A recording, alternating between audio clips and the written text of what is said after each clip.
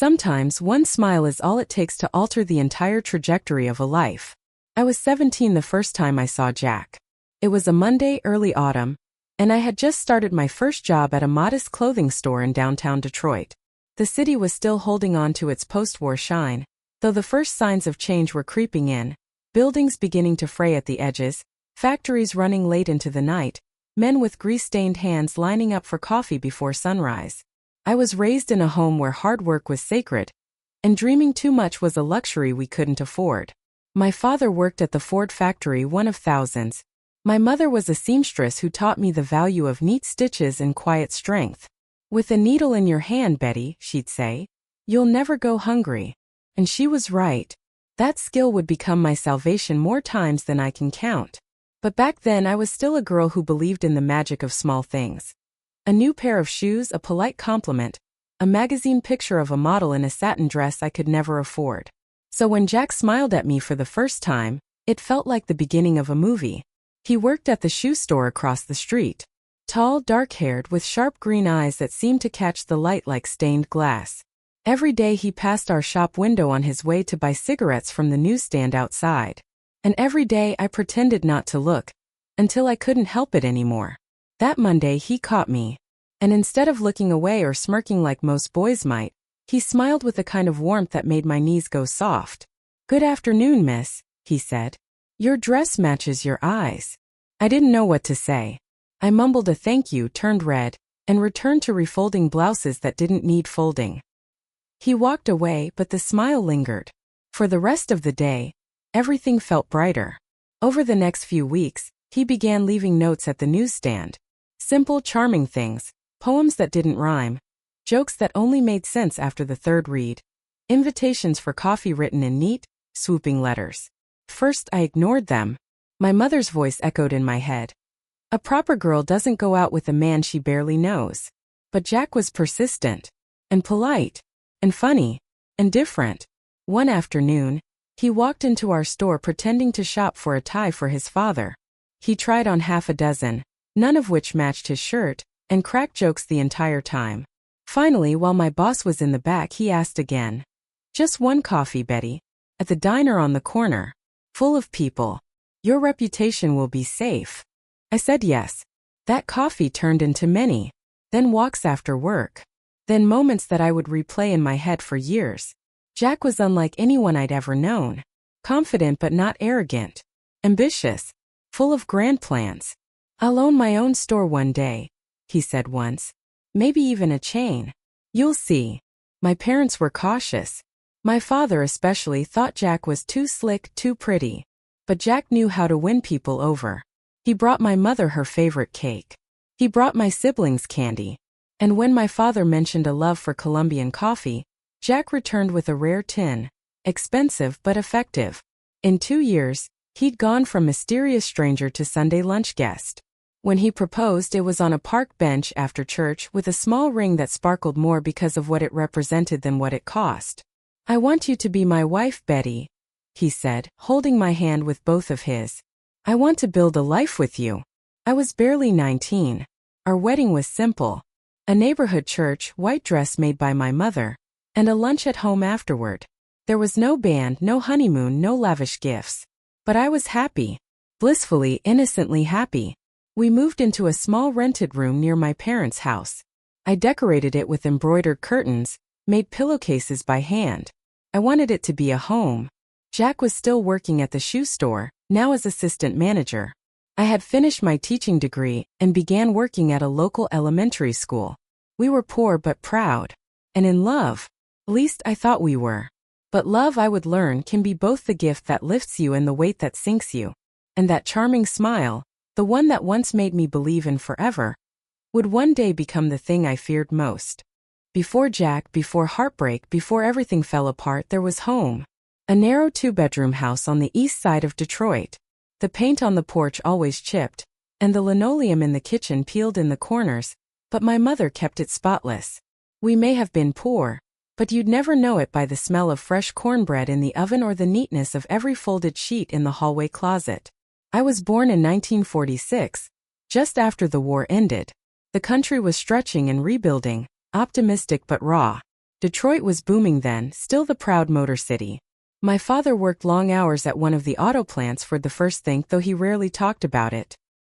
He'd come home with oil under his fingernails and a weariness in his shoulders that even laughter couldn't lift. But every night, without fail, he'd sit at the table and ask each of us how our day had been. There were 5 of us kids. Me the second oldest. My older brother James was quiet and serious, already dreaming of escaping Detroit for something bigger. My younger siblings, Annie, Ruth, and little Tommy, shared a room and most of their clothes. Privacy was a luxury, but love was abundant. We fought, of course. Children always do. But if any of us were threatened from outside that house, we closed ranks like soldiers. Mama was the heartbeat of our home. She ran a small seamstress business out of the back room, mending clothes for the neighborhood, altering suits, sewing gowns for women who couldn't afford department store prices. Her fingers were always pricked and calloused, but I never once heard her complain. "Work is work, Betty," she'd say, "but good work is a blessing." Her sewing machine, the old black Singer with the gold lettering, sat by the front window, catching the afternoon sun. She taught me to sew when I was still too short to reach the pedals. She'd place me on a stool beside her and guide my hands through fabric. Feel the tension in the thread. Not too tight, not too loose. Just like life. I didn't understand the metaphor back then, but I never forgot it. Mama also brought home magazines her clients left behind: Vogue, McCall's, even old Sears catalogs. I was mesmerized. The women in those pages looked like porcelain, always posed in places I'd never been: manicured lawns, marble kitchens, grand department stores. Their dresses flowed, their lips shimmered, and not a wrinkle touched their lives. I knew it wasn't real, but I didn't care. I imagined myself in their place, wearing gloves, reading books in cafes, teaching children with neatly stacked papers and clean blackboards. I loved school, especially English and art. My teachers noticed. "Betty has a gift for language," one of them wrote on my report card. "And a deep imagination." I spent hours writing short stories in a notebook I kept hidden under my bed. Tales of brave women, lost lovers, and secret adventures. No one in my family knew. Not because I was ashamed, but because dreams in a house like ours had to make room for duty. In those days, girls like me were expected to follow a narrow path. Marry young, keep a house, raise babies. If you were lucky, maybe you got a secretarial job before settling down. College wasn't out of the question, but it wasn't assumed either. Especially not for a girl from the east side with second-hand shoes and a lunch pail full of peanut butter sandwiches. But my parents, for all their pragmatism, believed in education. "A diploma is the only thing they can't take from you," my father once told me. He insisted each of us graduate high school. And when I told him I wanted to become a teacher, he didn't laugh. He simply said, "Then be the kind of teacher you never forget." I worked after school at a diner, saving every nickel. On weekends, I helped Mama with alterations, even learning how to reline jackets and fix zippers. Sewing wasn't my passion, but it was my inheritance. A skill that whispered, "No matter what happens, you'll survive." I look back on those days now and see how much they prepared me. Not for college necessarily. Not even for motherhood. But for hardship. For silence. For the slow erosion of joy that comes when you stay in a place, be it a house or a marriage, longer than your spirit can bear. Growing up in post-war Detroit wasn't glamorous, but it was sacred in its own way. We had Sunday service in a creaky church with stained glass windows that glowed like fire at dusk. We had block parties with neighbors who looked out for one another, even if they gossiped behind closed doors. We had potlucks and front porches and swing sets made from scavenged wood. It was a world full of limits, but also full of rhythm and structure, and strange little comforts. I didn't know then how deeply those roots would run, or how often I'd return to them, not physically but in memory, when the rest of my life began to fall apart. I was Betty Jean Walker back then. Just a girl with calloused hands, ink-stained fingers, and a mind full of stories. I didn't know yet that the story that would matter most, the one that would define me, hadn't even begun. The thing about charm is, it doesn't wear a warning label. If it did, I might have stepped away the first time Jack called me my queen, or tucked a flower behind my ear in the alley behind our store, or whispered how different I was from other girls. But charm doesn't work like that. It lures you in gently, sweetly. It feels like a gift when you've grown up believing you don't deserve much. And Jack, he had it in spades. First, it felt like I'd won something. Like the universe had looked down on my quiet, earnest little life and decided I was finally worthy of a fairy tale. He made me laugh. He listened when I spoke about books and poems and my dreams of teaching. He never made fun of me for wanting more. In fact, he said it made me interesting. Most boys I knew wanted girls who were soft-spoken and predictable. Jack wanted a woman with ambition, or so he claimed. Our relationship moved quickly, but not too quickly. He was deliberate. A note one week. Coffee the next. Then came flowers on my birthday, his hand brushing against mine during walks through downtown. Those long evenings where we'd sit in silence watching the buses go by, content just to exist near each other. He didn't talk much about his past. Said his father drank too much. That his mother was distant. That he had to learn how to survive early. I listened heart-aching, thinking I'd be the one to show him what love could feel like. By our second year of dating, Jack had integrated himself into every part of my life. He was at family dinners. He helped my younger brother with schoolwork. He took my mother's sewing machine in for repairs without her asking. My father, cautious at first, eventually warmed to him. "At least he's working," he'd mutter. "Better than those loafers hanging around the corner store." Jack had dreams, he'd say. He didn't want to sell shoes forever. He wanted his own business, maybe even a men's shop that specialized in tailoring. "We could run it together," he'd say. "You'd be the bookkeeper. Maybe design the women's line someday." When he proposed, I didn't hesitate. It was after church, with a ring that cost more than he should have spent, and an expression on his face like I was the answer to a prayer. I said yes. Of course I did. Our wedding was modest. A borrowed veil. A white dress sewn by Mama. We held the reception in my parents' backyard, with folding chairs and cold lemonade. Jack wore a navy blue suit that made him look 10 years older, and somehow more serious. Everyone said we looked perfect together. "Such a handsome man," one aunt whispered. And Betty's finally found her match. And at first, married life felt like an extension of our courtship. We lived in a small room above a bakery. The scent of bread woke us in the mornings, and on Sundays we shared a single pastry and coffee at the park. I decorated the space with embroidered pillowcases and curtains from thrifted fabric. Jack brought home wildflowers in jars. We made do with little, but I thought we had enough. He still called me his queen. He still held my hand when we walked. When I got my teaching license and accepted a job at a small elementary school, he beamed. "Smart and beautiful," he said, kissing my forehead. "I married a unicorn." The first sign was so small, so ordinary that I missed it entirely. I came home from school one afternoon, only 20 minutes late, after staying behind to speak with a mother whose child was struggling in math. Jack was already home, sitting at the kitchen table with his coat still on. "Where were you?" he asked. "Still at school," I replied, smiling, thinking he was simply curious. Mrs. Davis needed to talk about Bobby. "School ends at 5. It's 5:20. I laughed nervously. We lost track of time.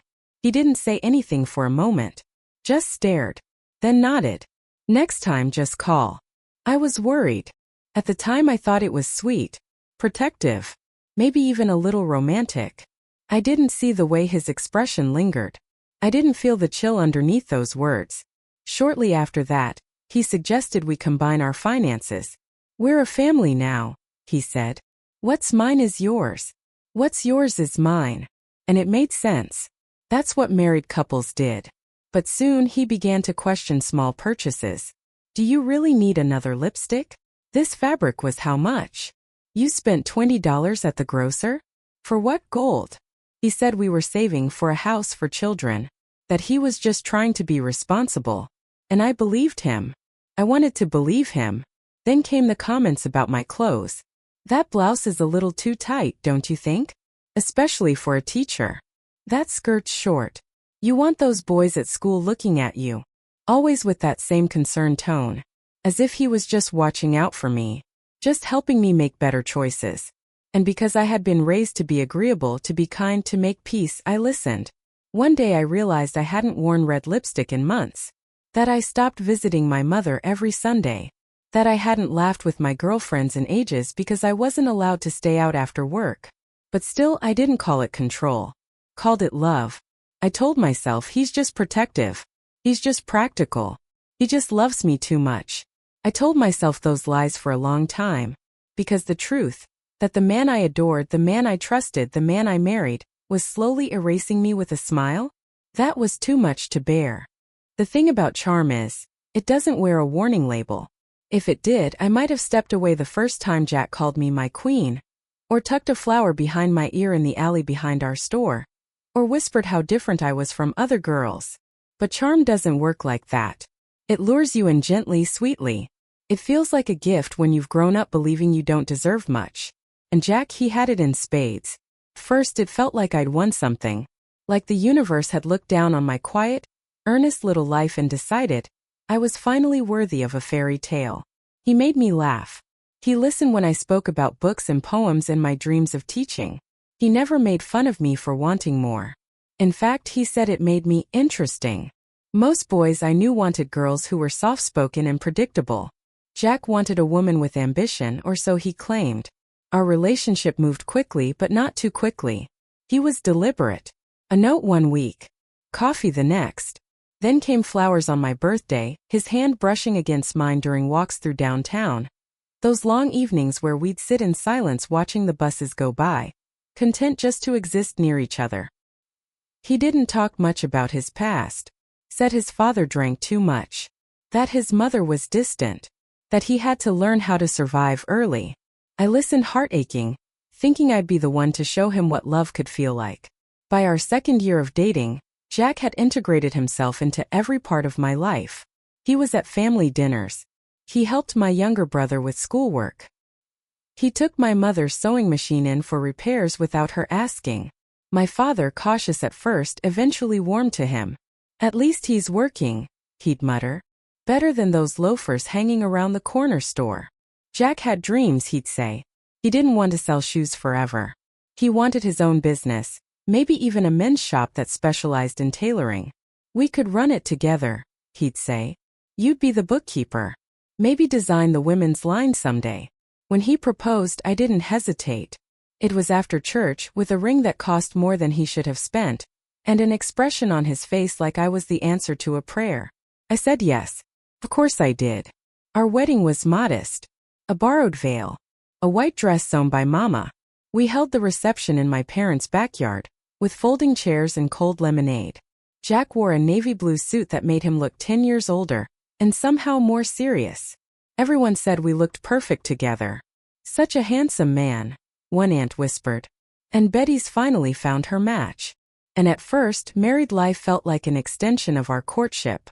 We lived in a small room above a bakery. The scent of bread woke us in the mornings, and on Sundays we shared a single pastry and coffee at the park. I decorated the space with embroidered pillowcases and curtains from thrifted fabric. Jack brought home wildflowers in jars. We made do with little, but I thought we had enough. He still called me his queen. He still held my hand when we walked. When I got my teaching license and accepted a job at a small elementary school, he beamed. Smart and beautiful, he said, kissing my forehead. I married a unicorn. The first sign was so small, so ordinary that I missed it entirely. I came home from school one afternoon, only 20 minutes late, after staying behind to speak with a mother whose child was struggling in math. Jack was already home, sitting at the kitchen table with his coat still on. Where were you? He asked. Still at school, I replied, smiling, thinking he was simply curious. Mrs. Davis needed to talk about Bobby. School ends at 5. It's 5:20. I laughed nervously. We lost track of time. He didn't say anything for a moment. Just stared. Then nodded. Next time just call. I was worried. At the time I thought it was sweet, protective, maybe even a little romantic. I didn't see the way his expression lingered. I didn't feel the chill underneath those words. Shortly after that, he suggested we combine our finances. We're a family now, he said. What's mine is yours. What's yours is mine. And it made sense. That's what married couples did. But soon he began to question small purchases. Do you really need another lipstick? This fabric was how much? You spent $20 at the grocer? For what gold? He said we were saving for a house for children, that he was just trying to be responsible. And I believed him. I wanted to believe him. Then came the comments about my clothes. That blouse is a little too tight, don't you think? Especially for a teacher. That skirt's short. You want those boys at school looking at you.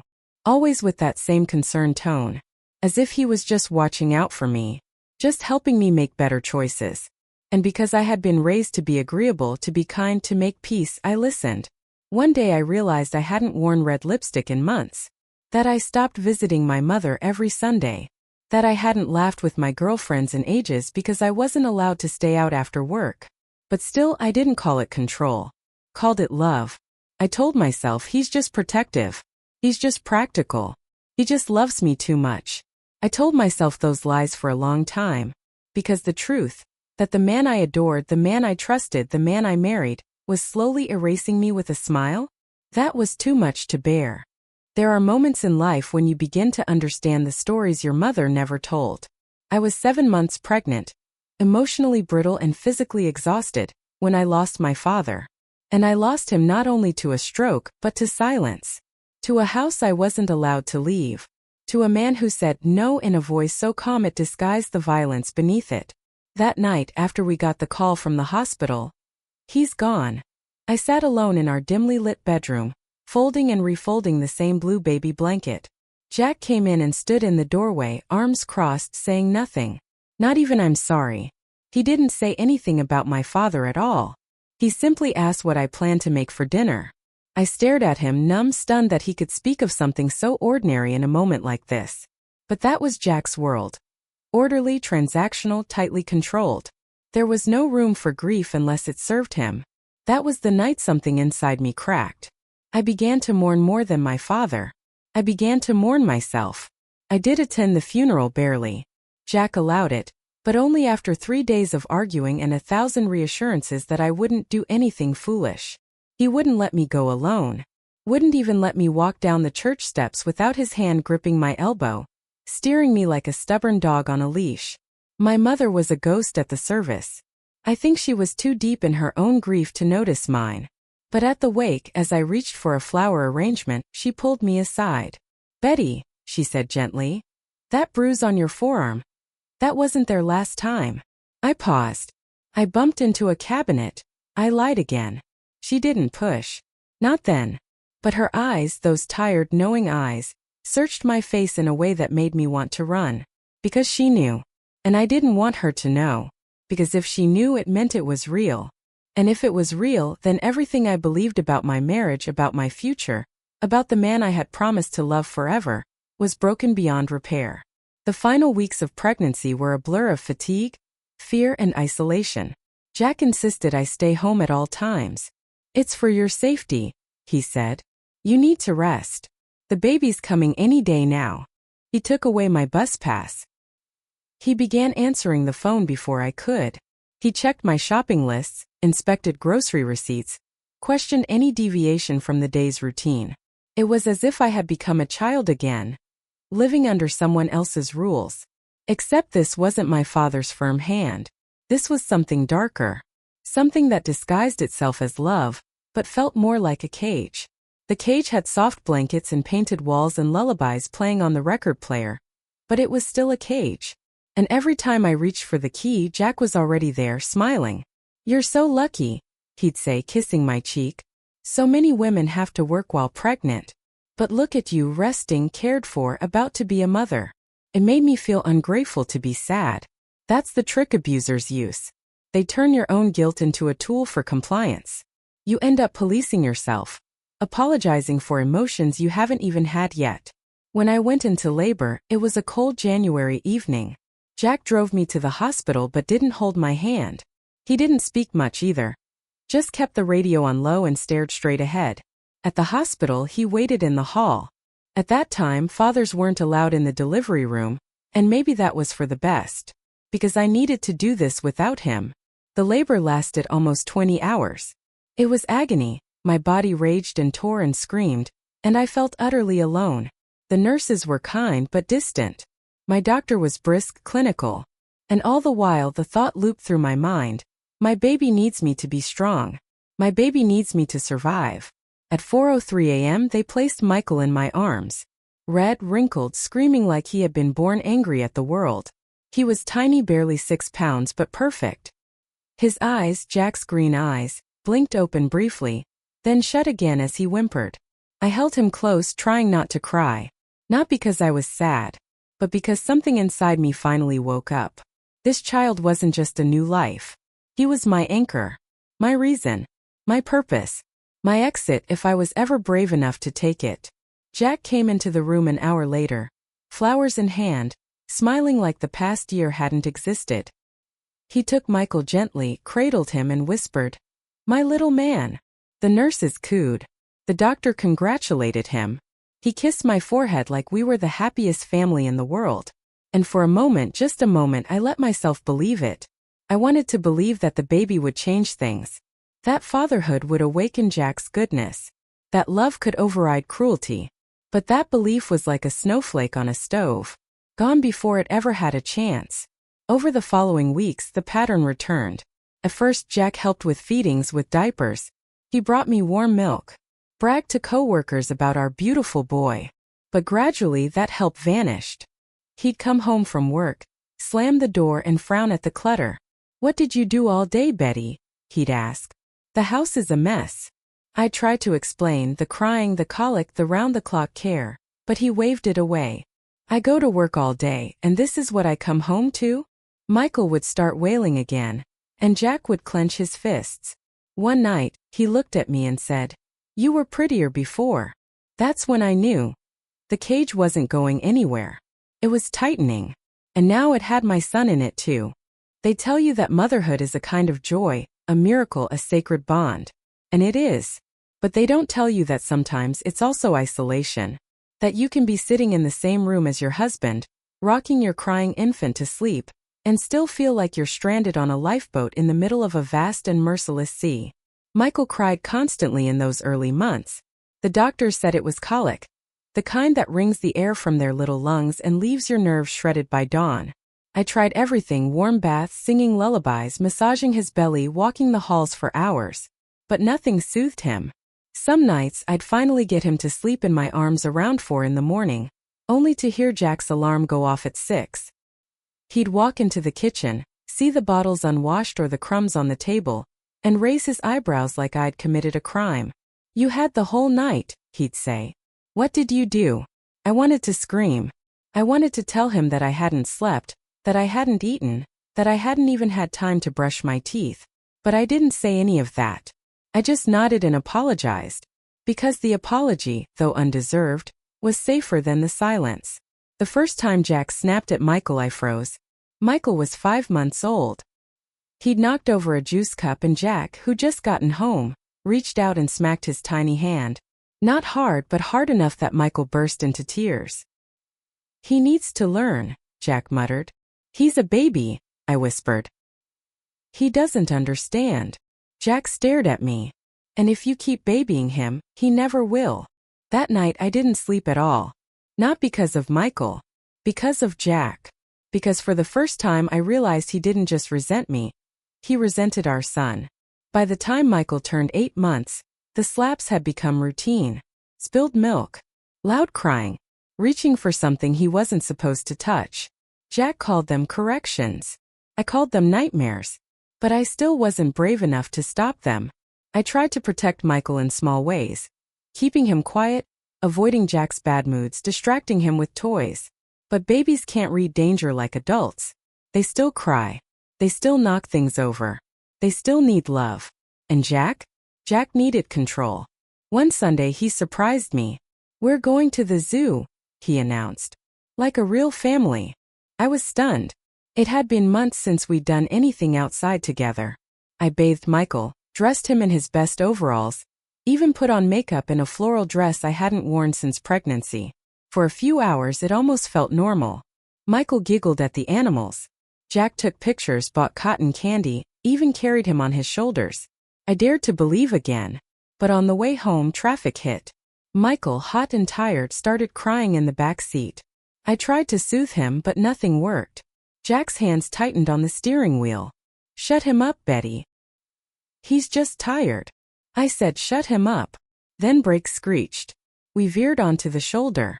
Jack jumped out, flung open the back door, and yanked Michael from his car seat. "Give him here. I'll show him how to be quiet." "No," I screamed, grabbing for him.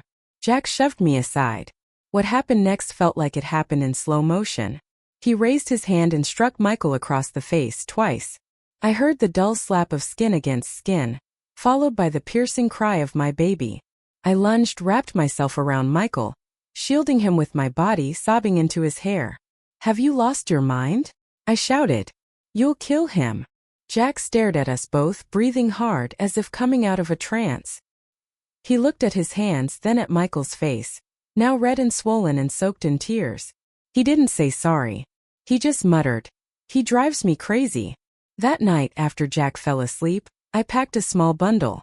Clothes, a bit of food, the little money I had scraped together from grocery change and socked away in a cookie tin behind the flour. It wasn't much, but it was all I had. My plan was simple. Wait for him to leave for work, take Michael and run. Get on a bus. Go anywhere. But the next morning Jack didn't leave. He stayed home smiling, saying he wanted to make things right. He played with Michael. He made pancakes. He said we should move to a new house, one with a yard. I said nothing. Inside I was unraveling. My plan had been ruined. My window was gone. And I was stuck in that house with a man who had struck our son and might do worse if I crossed him again. That night he said he'd go to the store to get ice cream. The second he left, I grabbed the bundle and started dressing Michael. My hands were shaking so badly I could barely fasten his buttons. But Jack returned too soon. He saw the bundle, the baby bag, me near the door. His face changed. "You were leaving." "No, I was just organizing." "Liar." He advanced on me with clenched fists. I clutched Michael to my chest and tried to run, but he grabbed my hair and yanked me backward so hard I screamed. The beating that followed was the worst yet. Fists, kicks, slaps. Michael crying from the crib as I curled on the floor, tasting blood in my mouth, praying to any god that might still hear me. When he finally stopped, he said, "I'm going to bathe my son. When I get back, I want dinner ready and this mess cleaned up." Then he took Michael and went into the bathroom. And for the first time I felt real terror. Because I knew he was going to hurt him. Not just a slap. Something worse. I dragged myself to the phone, my hands shaking, and dialed the only number I knew by heart besides my mother's. Mrs. Wilson. My old principal. She picked up on the second ring. "Mrs. Wilson," I whispered. "Help me. He's going to kill my son." Then I dropped the phone and crawled toward the bathroom. What I saw when I opened the door will haunt me forever. Jack was holding Michael underwater. I don't remember grabbing the lamp from the bathroom shelf. I don't remember hitting Jack over the head with it. I only remember Michael, blue-lipped, limp, choking on water, and the primal scream that tore from my throat as I pulled him into my arms. He was alive. Barely. But I knew in that moment, if I didn't finish what I'd started, if I didn't leave for good, he wouldn't be for long. When the police burst through our front door that night, I was crouched on the living room floor, clutching Michael against my chest like a shield. His tiny body trembled, soaked and cold, but he was alive. His breaths were shallow but real. I could still feel the rise and fall of his chest. That was all that mattered. Mrs. Wilson stood behind the officers, her eyes wide with horror at the sight of me, bloody, swollen, barefoot on the linoleum. I think in that moment, she understood everything I hadn't been able to say during our hurried phone call. No one had to explain. The bruises on my arms, the blood on my lip, and the terrified child in my arms told the story more clearly than words ever could. Jack didn't fight when they arrested him. He stood in the doorway of the bathroom, soaked and pale, blood dripping from the wound on his head. His expression was unreadable, somewhere between fury and resignation. As they cuffed him, he turned to me and said softly, "You did this." And he was right. I did. I made the call. I broke the cycle. I chose my son. The hours that followed were a blur of hospital corridors, fluorescent lights, urgent whispers, and endless paperwork. Michael was admitted to the pediatric ICU for aspiration pneumonia and cerebral hypoxia. The doctors explained in words I barely absorbed that the near drowning had deprived his brain of oxygen long enough to cause concern. He's stable, they told me. But we're watching for neurological complications. Stable. That word felt like a lie. Because nothing about our life was stable anymore. I stayed by his bedside every moment I was allowed. I sang the lullabies he liked, stroked his damp hair, and whispered promises I wasn't sure I could keep. We're safe now. Mommy's here. I won't let him hurt you again. I meant every word, even as my voice trembled. When the police came to take my full statement, I didn't hold back. I told them everything, from the controlling comments and financial manipulation, to the beatings, to the moment I walked in and saw my baby submerged underwater. They took photos of my bruises, collected statements from the doctors, began building a case. He'll be charged with attempted murder, the officer said. And assault. I nodded, numb. Part of me still expected Jack to appear in the hallway with that twisted smile, to whisper that I was overreacting, that none of this had to happen if I'd just been better. Because even after all he'd done, part of me was still afraid of not believing him. When Michael was moved out of ICU and into a recovery room, the doctors sat me down again. There may be long-term consequences, they said. Motor delays, speech difficulties. It's hard to say yet. I nodded again. I didn't cry. I couldn't afford to. I had no job, no home, no plan. Just a child who might never walk or talk the way other children did. And a future clouded by trauma and legal proceedings. That's when Mrs. Wilson stepped in again. You can stay with me, she said firmly. As long as you need. She offered us the guest room in her small house just outside of town, away from neighbors who might ask questions. She stocked the fridge, brought us blankets, even helped bathe Michael when he was strong enough to leave the hospital. She was more than a friend. She was a savior. And when I thanked her, she said simply, "You don't owe me anything. Just raise that boy the best you can. That's enough." The trial took nearly a year. Jack's lawyer tried to paint me as unstable, emotional, even manipulative. Said I'd exaggerated, that I'd provoked him, that I was trying to destroy a man's life out of spite. But the evidence was undeniable. The medical reports, the photos, the 911 call, my bruises, Michael's x-rays. Eventually, the jury convicted him. The judge sentenced Jack to 10 years in prison. To me, it felt like nothing. A slap on the wrist. But at least for a while we were safe. Still, I lived with the fear that it wouldn't last. That Jack would appeal. That he'd get out early. That he'd find us again. And so I made the hardest decision of my life. I decided that Betty Smith and Michael Smith had to disappear. Mrs. Wilson made some calls, old contacts from her days in education, people who owed her favors, people who asked no questions. Within weeks, we had new documents, new names, new birthdays, new pasts. We became Laura and Peter Johnson, a widow and her young son, recently moved from Chicago. We packed what little we had and boarded a Greyhound bus toward Seattle, where Mrs. Wilson's sister ran a small private school and had offered me a job as an assistant. We left behind everything. Our apartment, our belongings, even Michael's baby pictures. I burned our old mail and photo albums in the backyard one night while Michael slept. I watched the flames eat up our history and whispered goodbye to the woman I had been. We arrived in Seattle in the spring of 1970. It rained almost every day that month, but I welcomed the gray skies. They felt like camouflage. I rented a tiny basement apartment with a separate entrance. I started working at the school, part-time at first, then more as Michael got stronger. He began speech therapy, physical therapy, occupational therapy. The school even helped cover some of the costs. Progress was slow. He didn't walk until he was 3. He didn't form full sentences until he was 5. He still screamed in the night, terrified of water, even in bathtubs. But he smiled. He laughed. He hugged me. He was alive. And that was enough. We built a new life. No one knew who we had been. To our neighbors, we were just another struggling single mother and her sweet, shy boy.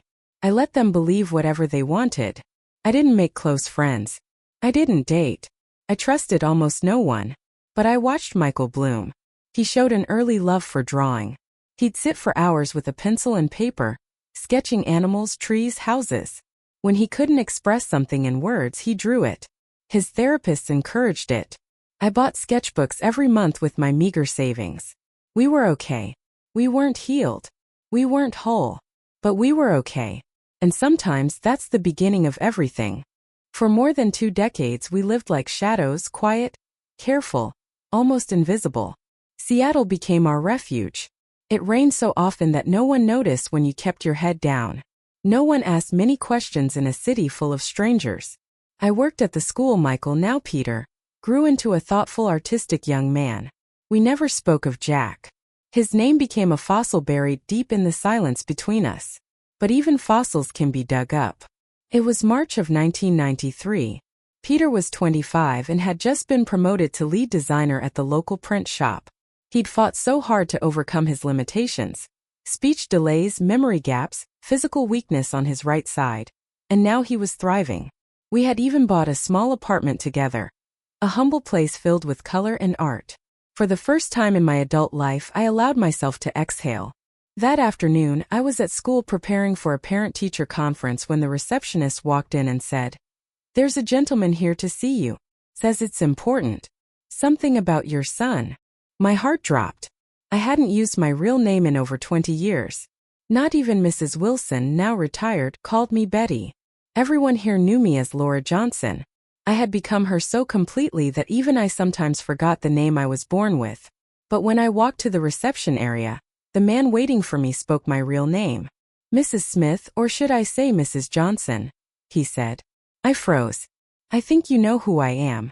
I'm Richard Nelson. Jack's younger brother." The name hit me like a slap. I hadn't thought about Richard in years. He was a boy when Jack and I got married, off in the military, barely present in our lives. I barely remembered the shape of his face. But now in his 50s he looked like Jack. Same jawline, same sharp eyes, same practiced charm.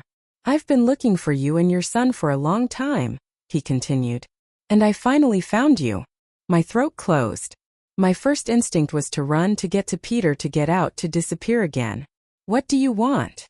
I asked. "To deliver what my brother left behind," he said, pulling out an envelope. "A legal will. Jack left all his assets to his son Michael. And I've been appointed executor. I just want to make sure everything goes where it should." I didn't trust him. Not for a second. His smile was too polite. His presence too rehearsed. There was no warmth. No remorse. Just calculation. "I'll think about it," I said, already planning to disappear again. "I have to go." He gave me his hotel card and said he'd be in town for a few days. "I'd really like to meet my nephew," he added. I drove home faster than I ever had in my life. When I got there, the front door was slightly open. Peter never left it open. I called his name. No answer. The apartment was eerily quiet. But I noticed something immediately: muddy shoe prints on the floor. The balcony door ajar. A toppled houseplant. And then, on the balcony, Peter's body. He was lying on the floor. Blood pooled beneath his head. A broken ceramic pot beside him. I screamed. Dropped to my knees. Checked his pulse, faint but there. He was alive. Barely. My hands trembled as I called 911, shouting into the receiver. As I hung up, I heard movement in the hallway. Someone else was still in the apartment. I grabbed a kitchen knife. The bedroom door creaked open. And there he was, not Richard, but his son. A young man in his 30s, the spitting image of Jack. Cold green eyes. That same smile. "This wasn't supposed to happen like this," he said. He tried to call the police. I had to stop him. Richard stepped in behind him. "You thought you could hide forever," he said to me. "You destroyed my brother's life. Stole his son. Jack went to prison because of you." I raised the knife. "Get out. Now. The police are coming." But they didn't leave. They came for Peter. What followed was a nightmare, too fast and too slow all at once. They knocked me unconscious. When I woke, Peter and I were tied up in the trunk of a car, speeding down a rural road. I don't know how long we traveled, hours maybe. The next thing I remember is being dragged into a farmhouse in the middle of nowhere. No neighbors. No phone lines. Just fields and silence. They locked us in a windowless room. One mattress. One bucket. No light. Peter was drifting in and out of consciousness. His fever was rising.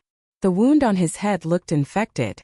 I pressed my hand to his burning forehead and whispered, "Stay with me, baby. Please." That night, We worked together to loosen our bindings. Took hours. I used a sharp piece of wood I pried from the floor. Peter, weak and shaking, helped with what little strength he had. By morning we were untied but still trapped. And then I heard the lock turn. The younger Nelson, the son, entered with a tray of bread and water. It was our only chance. I struck him with the wood, again and again until he collapsed. I didn't check if he was breathing. I just grabbed Peter, half-carried him through the corridor, found the back door and ran. They chased us. Shots rang out. I don't remember how I managed to carry Peter through the woods, dodging bullets, branches cutting my arms, my feet raw from running. We found a stream, followed it, prayed it would lead somewhere. And then by some miracle we saw it. A truck. An old milk truck parked on a dirt road. The driver, an older man, saw us and gasped. "Dear God," he said. "What happened to you?" "Please," I sobbed. "My son needs a hospital." He didn't ask another question. He drove. Peter was taken into emergency surgery. A subdural hematoma. Sepsis. Organ failure. The doctor said the odds weren't good. And then the police came. I told them everything. Our names, our past, our history, our fear. They searched the farmhouse. Found the younger Nelson's body. He died from the beating I gave him. Richard had fled. The sheriff looked me in the eye and said, "Ma'am, he'll come for you again." I already knew that. Because monsters don't die the first time. And sometimes they have bloodlines. When I stepped off the Greyhound bus in San Antonio, Texas, it was nearly midnight. The July heat still clung to the air like sweat on skin, heavy and unmoving. I had one arm around Peter, now called Andrew, and the other gripping a duffel bag filled with everything we had left in the world. I hadn't slept in over 30 hours. My clothes were wrinkled. My feet blistered. My soul, what remained of it, felt like something scorched. But we were alive. And this time we weren't going back. It had been less than 3 weeks since the attack. Since Richard Nelson injected poison into Peter's four at that hospital in Monroe. Since I watched doctors fight to keep him alive again. Since I faked a medical transfer and vanished from that hospital in the back of a private ambulance arranged by Mrs. Wilson's last and greatest favor. "This is the last miracle I can pull for you," she said over a static-filled payphone line. "After this, you're on your own." She'd arranged everything, new documents, new identities, new lives. Peter and I became Susan and Andrew Miller, a mother and son from Oregon who had moved to Texas for health reasons. We'd both had names before. But now, with new birth certificates, driver's licenses, social security numbers, we were no longer who we had been. It was the third life I'd lived. Betty Smith was the girl who fell in love. Laura Johnson was the woman who survived. Susan Miller? She was the ghost who had nothing left to lose. I rented a one-bedroom apartment in a rundown complex in the southern edge of the city. It had peeling paint, a leaking faucet and a flickering hallway light. But it was clean and no one asked questions. I enrolled Peter in an intensive rehabilitation program at the county hospital. He could no longer walk unassisted. His speech had worsened. His memory fractured in unpredictable ways. There were days he forgot what day it was, forgot how to use a fork, forgot the name of the girl who used to bring him coffee at the print shop. But then he would look at me and say, "Hi, Mom," with that same sweet, quiet tone. And I would remember exactly why we'd done all this. We had survived the fire. Now we had to rebuild. I found part-time work as an administrative aide at a small elementary school on the west side. They didn't need to know much. Just that I was a widow with a disabled son trying to put our lives back together. For the first year I lived in constant fear. Every knock on the door. Every unfamiliar man in a car. Every phone call with no voice on the other end. I slept with a knife under my pillow and a chair against the door. I didn't tell anyone the truth. Not the neighbors, not my boss, not even the nurse who became friendly after Peter's third hospital visit. I smiled when I had to. Kept my head down. Prayed Richard Nelson was still running, still angry, still lost in the dark. Andrew began to adjust. Slowly. Painfully. But there was progress. His speech therapy helped. He could say more words, put together short phrases. He still stammered, especially when tired, but he could be understood. His physical therapy was harder. His right leg remained weak. He started using a cane. Then a walker. On bad days, a wheelchair.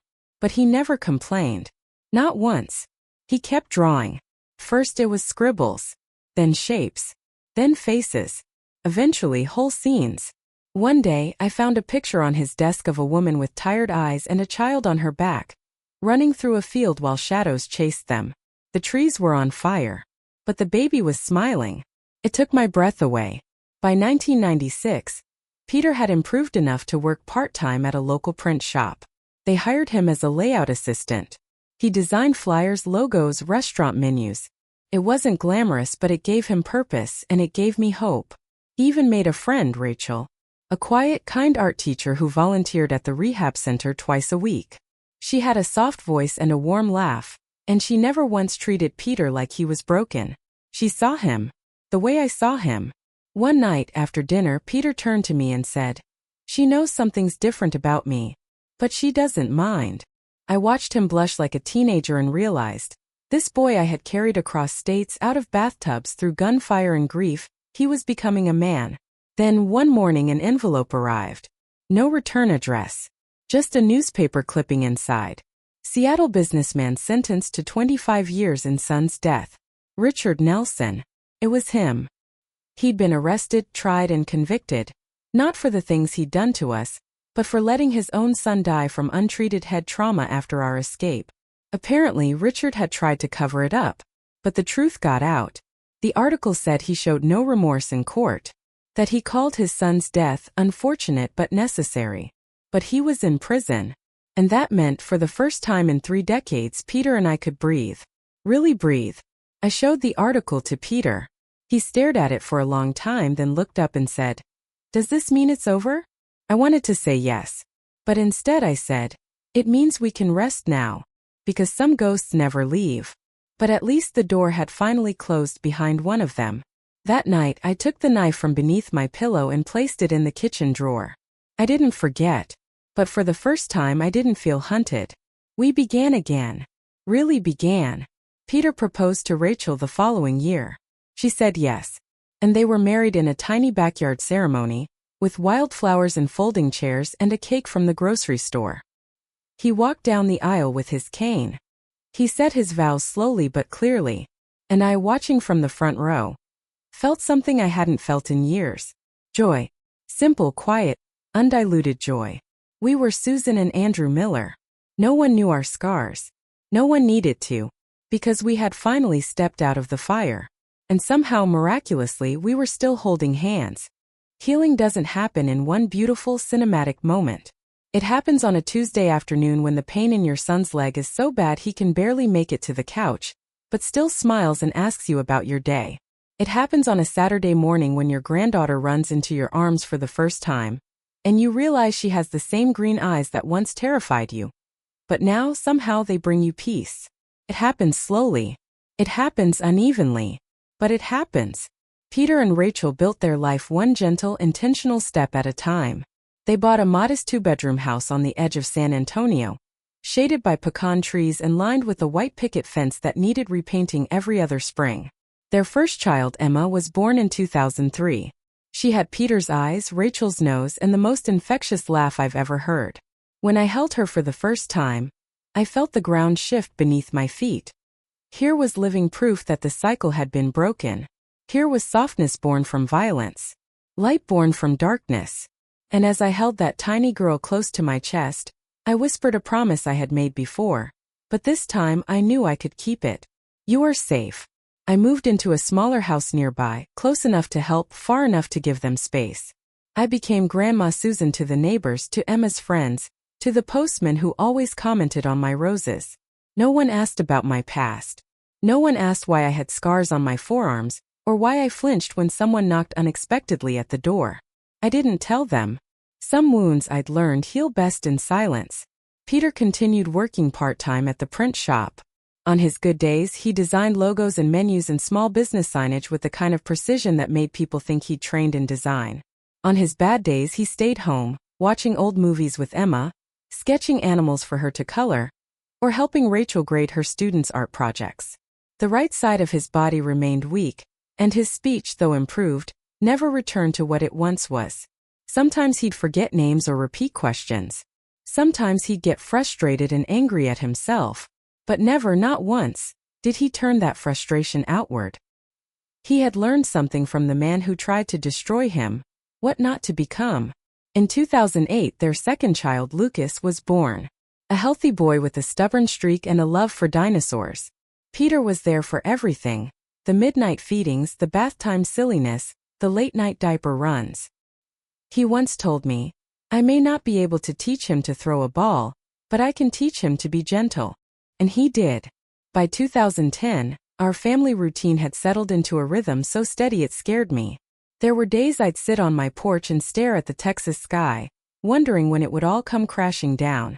Trauma has a way of making peace feel suspicious, like you're waiting for the other shoe to drop, even when you're barefoot and standing in grass. Peter knew it too. One night over coffee on my porch he said, "Do you ever feel like we're still hiding, even when there's no one left to hide from?" I nodded. Survival rewires your brain. But safety? That takes practice. We began trying to practice it. I started therapy for the first time in my 60s. Quiet sessions at a low-income clinic where the counselor never rushed me, never pried. She helped me unpack things I didn't realize I had folded so tightly inside me. The guilt for staying as long as I did. The shame of having needed so much help. The grief over a childhood stolen from my son. Peter began journaling with Rachel's encouragement. His handwriting was crooked, and his grammar inconsistent, but his words were full of grace. "This is how I keep the darkness in its place," he once wrote. "By naming it. By not letting it speak louder than the life I have now." But healing isn't linear. There were triggers we couldn't predict. Sirens that made Peter go pale. A certain brand of soap that sent me spiraling back into the Monroe Hospital. The sound of a man shouting too loud at a gas station. We learned to ride those waves. To hold each other through the storms. To name what scared us without letting it consume us. In 2015, when Emma was 12, she asked me a question I had been dreading for years. "Grandma, how come Dad walks funny?" I sat beside her, heart pounding. I had practiced answers. Soft ones. Vague ones. But in that moment, I looked into her curious, innocent eyes and decided to tell her the truth. Not the whole story, but enough. "Because when your dad was a baby," I said gently, "a very bad man tried to hurt him. But your grandma stopped him. And your dad fought so hard to get better. He's the strongest person I've ever known." She thought for a long moment, then said, "Okay. Can I still take him to the father-daughter dance even if he walks funny?" I smiled through the tears. "Especially because he walks funny." That night I told Peter. He looked down at his hands and then at me. "I'm glad you told her," he said. "She needs to know where the strength comes from." We didn't share the full story with the children. Not yet. Not the violence. Not the fear. Not the shadows. But we began weaving in the truth gently, thread by thread. And over time, it formed a fabric of something we had never quite known. Trust. I was nearly 70 the first time I referred to myself as happy. Not safe. Not stable. Not doing okay. But happy. It happened on a quiet evening with Lucas on my lap. Emma showing me her latest drawing. Rachel baking something that smelled like cinnamon. And Peter humming an old Motown tune in the kitchen. I looked around, blinked, and realized. We had made it. Not untouched. Not unwounded. But here. Alive. Whole. And for the first time in my long haunted life, I truly believed. The past does not get to have the last word. There's a moment in every parent's life when they realize they can no longer shield their children from the truth. Not because the danger is still looming, or because someone has come knocking in the middle of the night again, but because the truth deserves to live in the light. Because lies, even protective ones, eventually become a burden too heavy to carry. That moment came for me in the summer of 2015. Peter and I were sitting on his porch, watching the kids play in the yard. Emma chasing butterflies, Lucas digging a hole in the garden for absolutely no reason but joy. The cicadas were loud that year, and the sky above San Antonio was heavy with golden clouds. "I'm thinking," I said, "about telling them the real story." Peter didn't answer at first. He just watched Lucas scoop another handful of dirt, then said, "What if it just confuses them? What if it makes them scared of a world they were never meant to know?" I nodded. I thought about that too. But it wasn't just about fear. It was about legacy. About identity. About the names we had abandoned and the truths we had buried just to survive. They deserve to know, I said quietly, where they came from, what we overcame, what you overcame. He leaned back in his chair and stared at the sky. If we tell them, he said slowly, we can't tell them everything. Not yet. They're still kids. Of course, I said. We'll tell them what they need to hear when they're ready. So that fall we sat them down. Rachel was with us, Peter's anchor, his fierce and steady partner. I watched her hold his hand as he explained in halting words that our names weren't always Miller, that we had once been others, that bad things had happened a long time ago, that we had to leave our old lives behind so we could build something safer. Emma, now 12, was curious. Always the artist, she asked. So, I was born with a fake name. No, sweet girl, Peter said gently. You were born with the name that kept us safe. That name is real because you are real. Lucas, younger and more fidgety, just asked, did Dad fight a bad guy? Peter smiled. Yeah, in his own way. And we both won. We didn't tell them about the bathtub, about the broken bones or the courtroom testimonies or the night we ran through the woods with shotgun blasts behind us. Those pieces would come later if they ever needed to. For now, they just needed to know that we had fought for each other. That love had been the sword and the shield. After the kids went to bed that night, Rachel pulled me aside. You're incredibly brave, she said. No, I replied. I was just a mother. That's all. But even as I said it, I felt something shift inside me. For so long I had lived as a survivor, as a protector, as a woman who kept secrets because she had no choice. But now, in this small house with the smell of cornbread and crayons in the air, I had a choice. I could choose to leave more than fear behind. I could leave truth. I could leave story. I began writing everything down, not just the major events but the tiny details, the pattern of the old wallpaper in our Detroit apartment, the sound of Jack's voice when he first told me he loved me, the way Peter used to hum when he colored even as a toddler. I wrote in the early mornings before the sun came up, in a notebook with a cracked leather cover and a pen that leaked blue ink on my fingers. Sometimes I cried. Sometimes I had to stop halfway through a sentence and walk around the house just to catch my breath. But I wrote it all.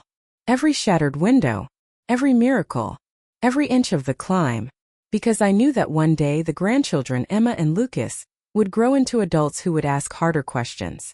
They would want to know who their family really was. And when that day came, I wanted them to hear it from me, not from a forgotten court record or a half-remembered newspaper article. I wanted them to know that we were more than victims. We were more than fugitives. We were survivors, yes, but we were also builders. Builders of new lives, new stories, new names. Peter never asked to read what I wrote. But one day I found the notebook open on his nightstand. A page folded gently at the corner. A small sticky note beside it in his handwriting. You told it just right, Mom. In 2020 the world shifted again. The pandemic forced us back into the kind of isolation that felt all too familiar. For months we couldn't see Emma and Lucas except through windows or FaceTime. Masks, hospitals, sickness. It all triggered something deep in both Peter and me. Memories we'd buried came clawing back up. There were nights I woke up sweating, heart pounding, certain that Richard had found us again. It didn't matter that he'd been dead for over a decade. Trauma doesn't believe in death certificates. But we endured. Because that's what we'd trained our entire lives to do. And in that quiet, heavy year, I decided something else. I would share our story. Not just with our family but with the world. Peter hesitated. What if it puts us in danger? I'll change names, dates, details. I won't show our faces. But people might recognize it. And maybe someone who needs to hear it will. He thought for a long time, then finally said, okay. But not until after I'm gone. That part broke me. But I understood. So I kept writing. I turned our story into something legible. Something strong. Something that could outlive both of us. And when Peter passed away quietly in his sleep in January of 2024, I opened that notebook and whispered, it's time. The morning Peter died, the sky was the kind of gray that makes everything feel softer. Like the world knows it needs to wrap itself around your sorrow.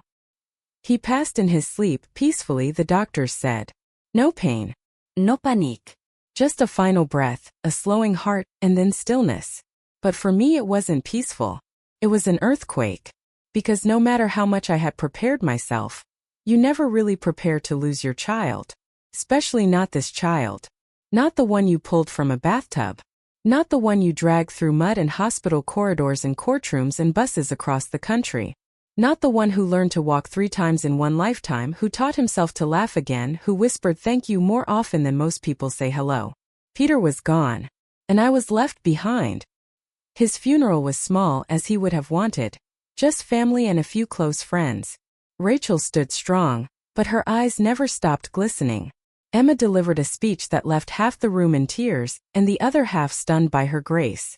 Lucas placed a sketchbook inside the casket, one of Peter's, filled with drawings of animals and family and stars. I didn't speak that day. I couldn't. Because all I could think was, now it's my turn. Peter's death gave me grief, yes. But it also gave me permission. Permission to speak. Permission to say the words I'd held inside for 50 years. Permission to finally turn survival into something that could help someone else survive. So I opened my old notebook, ran my hands over the worn cover, and began turning memory into message. I digitized the pages, rewrote them, added more details I hadn't dared include before, reflections I'd never had the strength to face. And then with the help of Emma and a neighbor's teenage son who knew about that YouTube thing, I created a channel. Grandparents Tales. I uploaded my first video the week I turned 78. It wasn't fancy. No intro music, no filters, no editing magic. Just me in my small living room, with a crocheted blanket behind me and a cup of tea cooling on the side table. I looked into the camera, heart pounding, and said, "Good morning, dear viewers. My name is Betty, though I've gone by many other names. And I'm here to tell you a story that took a lifetime to live and nearly as long to find the courage to share." The response was something I never expected. Messages poured in from women across the country. From men who had grown up in abusive homes. From teachers who remembered quiet children with bruises they never had the words to explain. From young people who had never heard an elder speak so honestly. Some wrote, "I feel seen." Others, "This saved me." And dozens, "I thought I was alone." In sharing my story, I realized something strange and beautiful. Survival is only the beginning. The real power comes when you use your survival to build a bridge for someone else. I spoke about the signs I missed, the excuses I made, the systems that failed us, the angels who showed up, Mrs. Wilson, the milk truck driver, the quiet nurse who risked her job to help me disappear.